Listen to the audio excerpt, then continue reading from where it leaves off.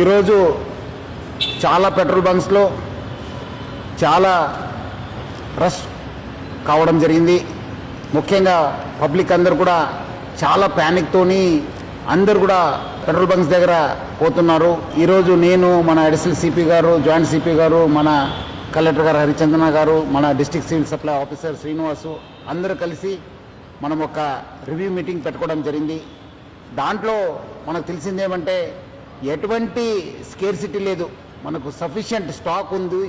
60 రోజుకు సరిపోయేంత స్టాక్ ఉంది. అది ఎందుకో ప్యానిక్ అయ్యి చాలామంది వాళ్ళు 2 వీలర్ కావచ్చు, 4 వీలర్ కావచ్చు, అన్నీ ఫుల్ ట్యాంక్ చేసుకుంటున్నారు.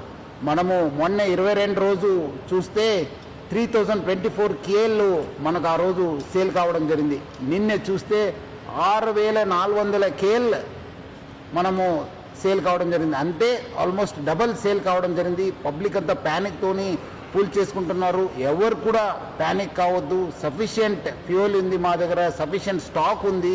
ప్యానిక్తో వచ్చి అన్ని దగ్గర లైన్ కడుతున్నారు, చాలా వాల్ టైం కూడా వేస్ట్ చేస్తున్నారు. ఒక ప్యానిక్ సిచ్యువేషన్ క్రియేట్ చేయడం జరుగుతుంది. సో మనం కూడా అన్ని చోట్ల కూడా బందోబస్తు చేయడం జరిగింది. రెవెన్యూ సైడ్ నుంచి కూడా వాళ్ళ ఆఫీసర్స్ని పెట్రోల్ బంక్స్ దగ్గర పెట్టడం జరిగింది.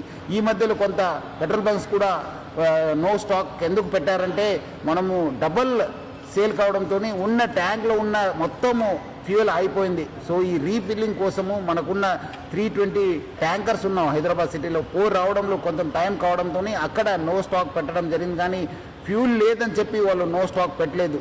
సో చాలామంది రకరకాల పుకార్లు పెడుతున్నారు.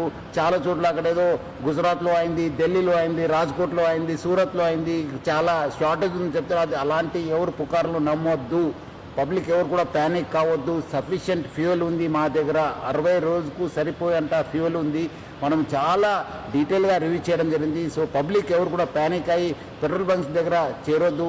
మీకు సఫిషియంట్ స్టాక్ ఉంటుంది. ఎవరు కూడా ఫుల్ ట్యాంక్ చేసుకొని మళ్ళీ అనవసరం కూడా ఇబ్బంది పడొద్దని చెప్పి నేను మరీ కోరుతున్నాను.